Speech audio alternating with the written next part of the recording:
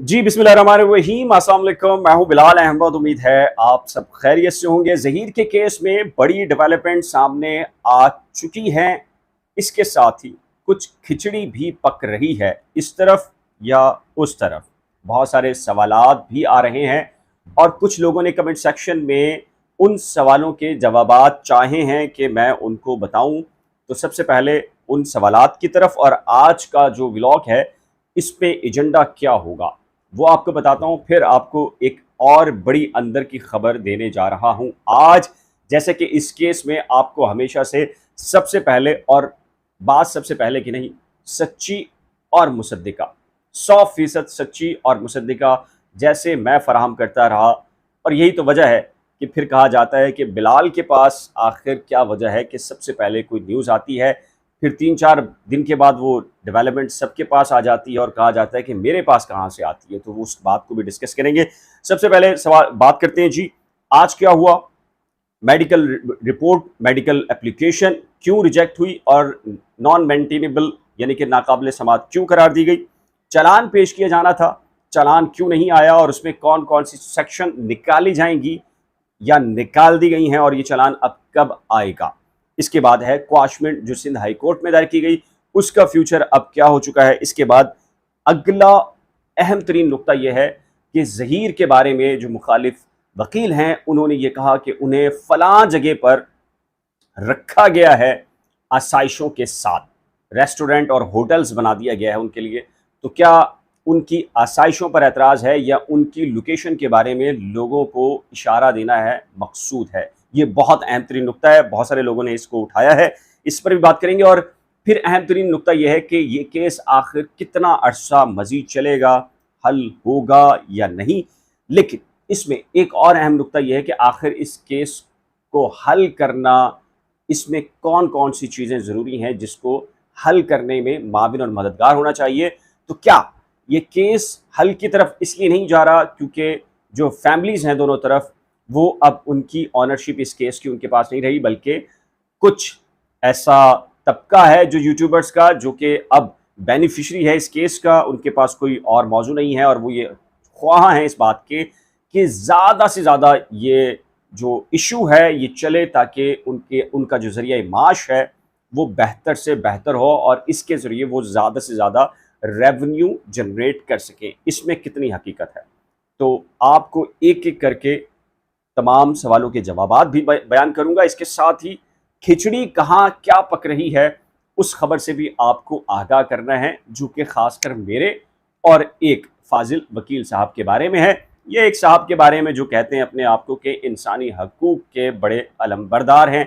उनके बारे में कौन कौन सी चीज़ें सामने मज़ीद आ रही हैं जो कि उनके लिए बड़ा सरप्राइज़ हो सकता है। सबसे पहले बात करते हैं आज क्या होगा। परसों मैंने व्लॉग में कहा था, कल रात भी लाइव सेशन के अंदर और अपने प्रोग्राम में बताया था। देखिए, बुनियादी तौर के ऊपर चालान के अंदर एक तो ये तारीख मुनासिब नहीं थी। 6 अगस्त की तारीख मुनासिब नहीं थी। आप मेरा ख्याल है इशारे में आप समझ रहे हैं। इसकी कोशिश की गई कि इसमें तारीख ले ली जाए और फिर कुछ दिनों के बाद 12 तारीख के बाद कोई तारीख रखी जाए, यानी कि या 10 के बाद रखी जाए और उसके बाद जो अब चालान जमा होगा वो सबमिट कर दिया जाए, जो कि करीब करीब सी क्लास के करीब होगा। सी क्लास करार नहीं दिया जाएगा, उसमें से 364 ए निकाल कर 375 निकाल कर फिर वो रिपोर्ट भी आ जाएगी और ये एक बड़ा सरप्राइज़ होगा लोगों के लिए। और मेरा ख्याल है जी उसको फिर मानना पड़ेगा, क्योंकि उसमें बहुत सारी ऐसी चीज़ें होंगी जो कि उसको ना मानने पर जो लोग कह रहे हैं कि जी हम नहीं मानेंगे उसको, उनको पता चल जाएगा क्या क्या चीज़ें मौजूद हैं उसके अंदर। बड़ी चीज़ ये है कि आज क्या हुआ है, जुडिशियल मजिस्ट्रेट का जो ऑर्डर था जिसको एडीजे के पास चैलेंज किया गया, जो बुनियादी तौर के ऊपर हाई कोर्ट में चैलेंज किया जाना था, बुनियादी कवानीन से ना वाकफियत कहिए ना आगे कहिए, लेकिन बाहर आकर तो बड़ा स्मार्ट मूव, बड़ा आप कहें कि जी इनसे बड़ा कोई नहीं है जिनको कोई कानून पता हो, बड़ा जी अपने आप को पेश करना और बुनियादी कवानीन आपको पता ना हो कि जी कौन सा ऑर्डर कौन सी अदालत में चैलेंज करना है, तो डेफिनेटली फिर उसका नतीजा ये निकलता है कि नॉन मेंटेनेबल करार दी है। अहम तरीन नुक्ता इसमें मेडिकल के हवाले से देखिए, सबसे पहले हमने इस रिपोर्ट के या मेडिकल करवाने के जो कॉन्सिक्वेंसेस होते हैं, सबसे पहले हमने डिस्कस किया था। हमने बताया था कि ये तज़हीक, ज़्यादती और उसके इज़्ज़त नफ्स को ठेस पहुंचाने के अलावा मुबैना तौर पर इसके अलावा इसका कोई और मकसद है ना, होगा ना था। और यही बात जुडिशल मजिस्ट्रेट साहब ने भी अपने तहरीरी हुक्मनामे में लिखा कि बच्ची 10, 12 या 8 दिन से चूँकि शेल्टर होम में है या किसी मकाम पर है और उसके और लड़के के माबैन कोई ताल्लुक़ नहीं, तो अगर मेडिकल करवाया भी जाएगा तो आप क्या बुनियादी तौर पर साबित करेंगे। हमने आपको ये बताया था। वो चाहते क्या हैं? वो ये चाहते हैं कि वो ये चेक करें कि बच्ची कंवारी है या नहीं। मेरा ख्याल आप समझ रहे होंगे। तो ये चाहते हैं। फिर उसके बाद क्या, अगर ये पता चल जाएगा तो क्या अब 12, 14 या 15 दिन हो चुके हैं, तो क्या ये पॉसिबल है कि डीएनए मिल जाए या डीएनए मैच कर जाए? इम्पॉसिबल है, मुमकिन ही नहीं है कि 48 घंटे के बाद सैंपल्स जो है उसके ज़ाया हो जाते हैं, जो उसके शवाहिद होते हैं वो ज़ाया हो जाते हैं, अगर कोई रेप हो या इस किस्म की या ज़्यादती के मामलात होते हैं। तो फिर 12-15 दिन जो गुजर चुके, उसके बावजूद क्यों बज़िद हुआ जा रहा है कि जी उसका मेडिकल करवाना है? उसकी बुनियादी वजह तज़हीक आमेज़ सलूक, ज़िल्लत आमेज़ सलूक के अलावा हमें कोई दूसरी चीज़ नज़र नहीं आती। सबसे अहम तरीन चीज़ ये है, किसी भी शख्स को कोई गोली लगती है और कोई पिस्तौल बरामद होती है किसी से, तो उसकी जो एग्ज़ामिनेशन रिपोर्ट है, उसका उसके जो मक़तूल होगा या जो ज़ख्मी इंसान होगा, उसके अंदर मौजूद गोली का होना और उस पिस्तौल का जो एग्ज़ामिनेशन वो मैच करना लाज़िम है। लेकिन अगर एक साहब को गोली लगे, गोली निकाल दी जाए, गोली भी मिल जाए, लेकिन अगर पिस्तौल आपके पास ये कहें कि जी पिस्तौल की एग्ज़ामिनेशन ना हो, तो फिर आप उसके ख़िलाफ़ ये साबित नहीं कर पाएंगे कि वाकई उस शख्स ने जो फायर किया वो उसी पिस्तौल से किया, या जिस तरीके से पोस्टमार्टम होता है, यानी कि किसी की मौत की वजह जाने बगैर आप किसी पर ये साबित नहीं कर पाएंगे अदालत के अंदर। ये बुनियादी तौर पर तकनीकी तौर पर शवाहिद होते हैं जिनका होना लाजिम होना करार पाता है। लेकिन इस केस में जैसा कि हमने सबसे पहले मजम्मत की थी और ये कहा था कि ये बच्ची की तजलील के अलावा कोई दूसरी कोई और वजह नज़र नहीं आ रही, या उसको ये सारा प्रोसेस करके उसको मजबूर किया जाना मकसूद है कि वो अपने फैसले से रुजू करे। और हमें यही नज़र आया है पूरे के पूरे प्रोसेस के दौरान। यही वजह है कि अब तक ना मुलाकात की ख्वाहिश का इजहार किया गया, ना मुलाकात की गई, और कैद तन्हाई वाला उसके अंदर एक एटमॉस्फेयर रखा गया। अब एक और बड़ा जो मामला है वो है मुबैना तौर पर मुगविया का 164 कराना, उसकी डिले। बहुत सारे लोग सवाल उठा रहे हैं कि उसमें डिले आखिर क्यों हो रहा है। क्या वो जो प्रोसेस है दबाव का, मुबैना दबाव का कहा जा रहा है, और ख़ुद जो मिनिस्टर साहब हैं वो कहती हैं कि जो उनके डिपार्टमेंट के अंदर कारकर्दगी क्या है, और एक वकील मौसूफ भी कह चुके हैं कि शेल्टर होम में क्या कुछ होता रहा है माजी के अंदर और क्या कुछ होता है सरकारी डिपार्टमेंट्स के अंदर। और फिर आपको पता है कि सेक्रेटरी जो कानून है उनका भी इसमें क्या किरदार है, महकमा प्रोसिक्यूशन डिपार्टमेंट वो भी सिंध गवर्नमेंट का है, उसमें कितना इनका किरदार है, और फिर कुछ हुकूमती मशीनरी भी इस केस के अंदर वाज़े तौर पर पता चलता है कि जी इन्वॉल्व है। क्यों ताख़ीर की जा रही है, ये एक बड़ा सवाल है, और ये सवाल डेफिनेटली जी इसका जवाब लोगों को पूछना चाहिए, उनका बुनियादी हक है, और जिसको जवाब देना है वो डेफिनेटली जवाबदेह है।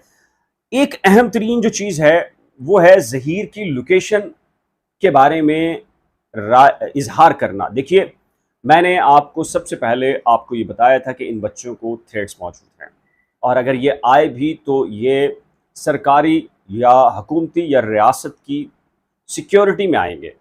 जब बच्चा आया या मुबैना मुगविया को लाया गया तो आपने देखा फिर उसके बारे में सफ़ेद लिबास वाला कौन था, एक नया प्रोपेगेंडा शुरू हुआ। फिर हमने वो सफ़ेद लिबास वाला ढूंढा, फिर आपको बताया कि वो डीएसपी साहब हैं, महमूद राजपूत साहब हैं। तो फिर एक नई चीज़ आ गई कि इतनी सिक्योरिटी क्यों है। फिर कहा जाता है, फिर आपको पता है कि यूट्यूबर्स के झुरमुट के अंदर कुछ लोगों को लाया गया और उसमें कुछ मकामी कराची के यूट्यूबर्स भी शामिल थे जो उनमें कनेक्टेड थे, उनके इंटरव्यूज़ भी किए और उनसे राब्ते में भी थे और उनको रात ये भी बताया गया कि हम यहाँ पर मौजूद हैं। वो सारी की सारी चीज़ें इंटेलिजेंस की रिपोर्ट्स का हिस्सा हैं, जो कि हम ये देख भी चुके हैं और हमें पता चला है कि सारे के सारे मामलात हैं। अब क्या हुआ है, मुल्ज़मान ज़हीर और शबीर कहाँ हैं किसी को नहीं पता, लेकिन इतना पता है कि वो सिक्योरिटी में हैं। अब उनकी जान को ख़तरा भी है। उनकी एप्लीकेशन भी आ चुकी है सिंध हाई कोर्ट के रिकॉर्ड पे। थाने के अंदर भी उनकी एक एप्लीकेशन है कि जी कुछ लोग उनको डरा धमका रहे हैं।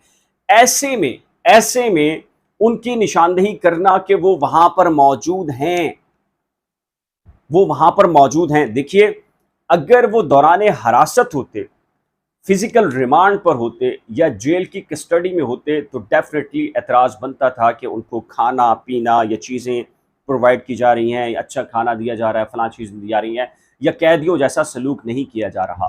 ये तो बनता था बुनियादी तौर के ऊपर। लेकिन एक वकील ने, एक जो ह्यूमन राइट्स के अलमबरदार हैं सो कॉल्ड, उन्होंने ये कहा कि उन्हें राइट्स क्यों फराम किए जा रहे हैं, ह्यूमन राइट्स उन्हें क्यों दी जा रहे हैं। बुनियादी तौर पर उन्हें यह नहीं मालूम कि वो इस वक्त कस्टडी में नहीं है, हिफाजती तहवील में है, उनकी ज़िंदगी को ख़तरात लाक हैं। तो फिर ये अहम तरीन सवाल यह है कि उन्होंने बुनियादी तौर के ऊपर आसाइशों के ऊपर एतराज़ किया है, जो कि उनका बनता नहीं है राइट। वो ये चाहते हैं कि वो वहाँ से निकाले जाएं, किसी होटल में ठहरें, किसी मकाम पर ठहरें और उसे कोई टारगेट करे। ये कहना मकसूद है उनका, ये बताना मकसूद है, या फिर उनकी लोकेशन शेयर करना है कि वो वहाँ पर मौजूद हैं और खुदा न खास्ता उन्हें कोई नुकसान पहुँचाना चाहे। तो ये बहुत अहम सवाल है। मेरा ख्याल है कि कानून नाफिज करने वाले इदारों को इस बारे में सोचना होगा कि आप केस से निकल कर बहुत आगे जा रहे हैं। एक केस के अंदर प्रोफेशनली आपको कैसे डील करना है, वो शायद मेरा ख्याल है कि जी वो लाइन क्रॉस करके मामला कहीं और जा रहे हैं और वो नज़र आ रहे हैं। फेसबुक और यूट्यूब और दीगर जो प्लेटफॉर्म्स हैं या ट्विटर के मामले के ऊपर जो अकाउंट्स हैं, उसमें कौन कौन लोग आके कमिट्स करते हैं, वही यूट्यूब पे करते हैं, वही इंस्टाग्राम पे करते हैं, वही ट्विटर पे करते हैं और वही फेसबुक के एक ग्रुप के अंदर खास कर करते हैं। और उन सबको जमा करें तो आपको लगेगा कि ये ह्यूमन राइट्स का केस नहीं है, ह्यूमन राइट्स का मसला नहीं है, ये खुदा न खास्ता किसी और तरफ कहानी लेके जाई जा रही है। और उसके जिम्मेदार अगर आप ये निशानदेही भी करें कि फ़लाँ एक्यूज़ फ़लाँ जगह पर है, तो डेफिनेटली फिर बहुत ख़तरे की बात है। ये कानून नाफिज करने वाले इदारों को भी इस बात के बारे में सोचना चाहिए। और मेरा ख्याल है कि जी अगर खुदा न खास्ता नुकसान होता है तो उसमें जो लोग, जिन लोगों ने निशानदेही की है कि मुल्ज़मान को वहाँ रखा गया है, तो डेफिनेटली जी उनके ऊपर बड़ी रिस्पॉन्सिबिलिटी आयद होती है। अब जो अगला सवाल है कि जी क्वाशमेंट का, देखिए क्वाशमेंट इतना बड़ा इशू नहीं है। जब ये 17 को हेयरिंग होगी 18 को, तो उस वक्त चलान भी आ चुका होगा। चलान के अंदर क्या होगा, आपको बहुत सारी चीज़ें मैं पहले से बता चुका हूँ। बयान के बारे में 164 13 अगस्त है, 13 अगस्त में चीज़ें सामने आ जाएंगी, उस वक्त चलान भी आ चुका होगा, बहुत चीज़ें क्लियर हो गई हैं। मेरा ख्याल है बहुत सारे लोग जो फ़िक्रमंद थे इस केस के बारे में कि चौथी इन्वेस्टिगेशन शदीद दबाव के नतीजे में क्या होगा, तो बहुत सारी चीज़ें जैसे मैं आपको बता रहा था कि इसमें एक तरफ से अगर दबाव भी मौजूद है तो रियासत पाकिस्तान भी है, हुकूमत भी है, इदारे भी हैं, वो प्रॉपरली ये चाहते हैं कि इस केस में मेरिट की बुनियाद पर इंसाफ हो।